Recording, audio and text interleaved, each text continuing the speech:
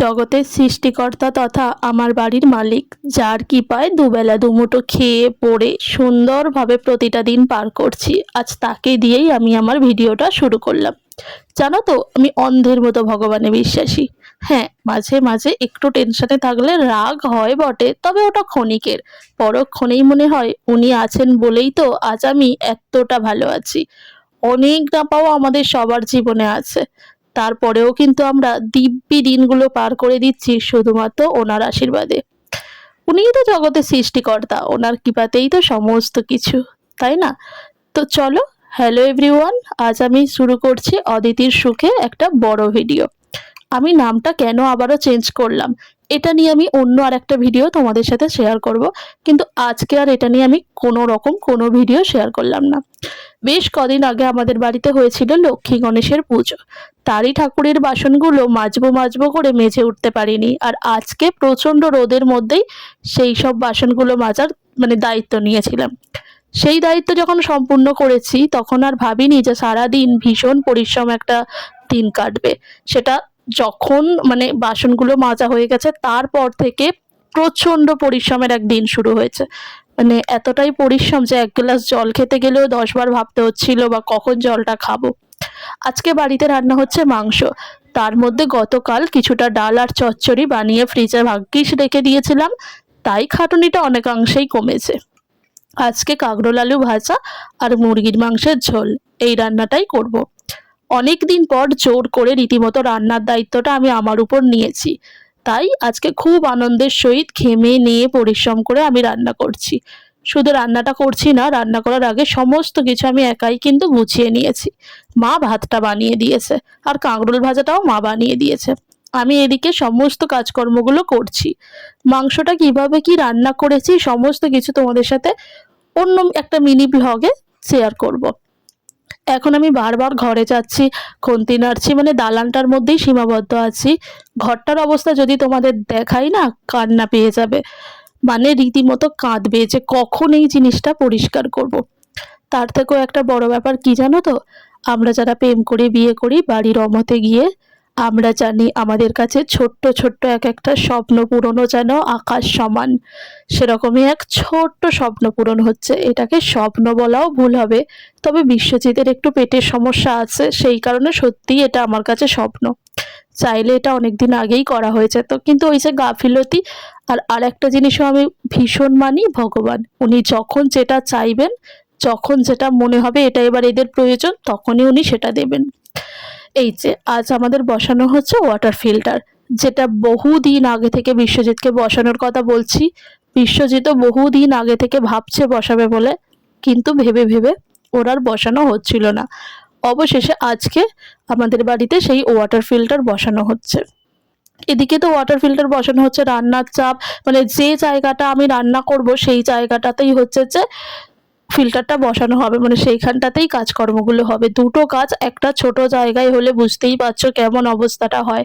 এবার অনেকেই বলবে, যদি আজকে ফিল্টার বসানো হবে জানতে, তাহলে আগে কেন রান্না করে নাওনি। এটা বিশ্বজিতের গাফিলতি। ও হচ্ছে যে ফিল্টার আর মাংস একসাথে কিনে নিয়ে এসেছে। দুটো জিনিস একসাথে করলে কি করে হবে বলো? একদিকে হচ্ছে ফিল্টারের কাজ আর একদিকে হচ্ছে মাংস। ভাত আর কাঁকরোল ভাজাটা আগে করে নিয়েছিলাম বলে খুব একটা চাপ পড়েনি। তার মধ্যে আকাশে বৃষ্টি, চলে এলাম ছাদে জামা কাপড় তুলতে। এখন প্রতিদিন বেশ অনেকটা করে জামা কাপড় পরে, জানো তো, কেন জানি না এদিক সেদিক থেকে ঠিক বেরিয়ে যায়। এদিকে আমার ঝোলটা পুরোপুরি ফুটে গেছে, আর কিছুক্ষণ পরে নামিয়ে নেব। আর অবশেষে রাতের বেলা তোমাদেরকে ফিল্টারটা দেখাচ্ছি। আজকে ভাত খেয়েছি বিকাল 5:30টার সময়। কি বলবো, এমনিতেই আমাদের খেতে দেরি হয়, তার উপর 5টা 15 তখন ভাত খেতে বসেছি। কোনো মতে দুটো পেটে মুখ দিয়ে পেটে চালান করে চলে গেছি পড়াতে। ভীষণ হ্যাট্রিকময় একটা দিন কাটলো আর কি। তার মধ্যেও ছোট্ট একটা স্বপ্ন পূরণ, যেটা সত্যি একাকার সমান খুশি এনে দেয়। পরের দিন সকালে আমি আবারও ভিডিওটা অন করেছি। পরের দিন সকালে ও কি খাবো না খাবো এই সমস্ত নিয়ে ভাবতে ভাবতে দই ওটস, কাজু কিশমিশ খেজুর সমস্ত কিছু মাখিয়ে একটু খেয়ে নিলাম। তারপর আজকে ওদের 3জনের জন্য রান্না করব ডিম আলুর কষা, যেটার রেসিপি তোমরা অলরেডি হয়তো দেখে নিয়েছো কি দেখবে। যাই হোক, তো ডিম আলুর কষা রান্না করব বলে এদিকে সমস্ত কিছু কেটে গুছিয়ে রেডি করে নিচ্ছি। জানো তো এখন না আমি মানে ছুরি ব্যবহার করতে বেশি পছন্দ করি। কোনো জিনিস ওই বটিতে বসে কাটার থেকে আমার মনে হয় দাঁড়িয়ে দাঁড়িয়ে ছুরিতে কেটে নেব, সাথে কড়াইতে কিছু একটা রান্না বসিয়ে দেবো, মানে সেটাও হতে থাকবে, ছুরি দিয়ে আমার সবজিটাও কাটা হয়ে যাবে। আমি এখন ছুরিতে ভীষণ অভ্যস্ত হয়ে গেছি, যেটা আমার শাশুড়ি মা এখনো সেরকম হয়ে উঠতে পারেনি, উনিও চেষ্টা করে। আমিও মাকে বলি সব সময় না বটিতে বসা যায় না জানো তো, যেহেতু রান্নাটা দাঁড়িয়ে করা হয় আমার মনে হয় কিছু কিছু সময় যদি চটজলদি হুট করে কাটা হয়ে যায় ছুরিতে, এটাই যেন বেশি ভালো হয়। তো ডিম তো ৩টে ডিম, আলু কেটে নিলাম, লঙ্কা আদা রসুনটাও গ্রেট করে নিলাম, পেঁয়াজ টমেটো সমস্ত কিছু কেটে গুছিয়ে নিলাম। আর আজকে ৩ জন ভাত খাবে বলে ভাতটা গ্যাসে ডেচকিতেই বসিয়ে দিয়েছি। তো ডেচকিতে ভাতটা হয়ে যাক, আমি এখন ভাতটা নাড়িয়ে দিচ্ছি। আর ওই যে দেখো ওইদিকে আমাদের ফিল্টারটা দেখা যাচ্ছে, এটা আসলে আমি তোমাদেরকে হাইলাইট করতে চাইছি না। সত্যি বলতে কি আমরা যারা প্রেম করে বিয়ে করেছি, আমরা যতই ভালো থাকি না থাকি, কিন্তু আমাদেরকে প্রতি মুহূর্তে মুহূর্তে অনেক মানুষের থেকে অপমান সহ্য করতে হয়। শুধুমাত্র কি কারণে জানো? আমরা প্রেম করে বিয়ে করেছি তাই। আমরা প্রেম করে একটা গরিব ছেলেকে বিয়ে করেছি, এই কারণেই কিন্তু আমাদেরকে বহু অপমান সহ্য করতে হয়। আমি শুধু ভগবানকে বলি, ভগবান তুমি আমাকে সুখ দিও না দিও, তুমি আমাকে এক আকাশ সমান শক্তি দিও, যেন আমি লক্ষ লক্ষ অপমান তীরের ফলার মতো আমার দিকে আসছে, সেগুলো যেন আমি সহ্য করতে পারি, সহ্য করে নিজে ঠিক থাকতে পারি। ব্যাস, এর থেকে বেশি আর কিচ্ছু আমি চাই না। যাই হোক, যেদিন আমাদের ফিল্টারটা বসানো হলো সেদিন রাতেই বিশ্বজিৎ এখানে হচ্ছে যে ওই স্ন্যাপলি বলে একটা কোম্পানি থেকে কটা 6টা স্টিলের বোতল অর্ডার করেছে। আমিও ওকে বললাম যে করে দাও, যেগুলোর খুব প্রয়োজন, আর ইউজ অ্যান্ড থ্রো প্লাস্টিক বোতলগুলোও ফেলে দিতে হবে এবার।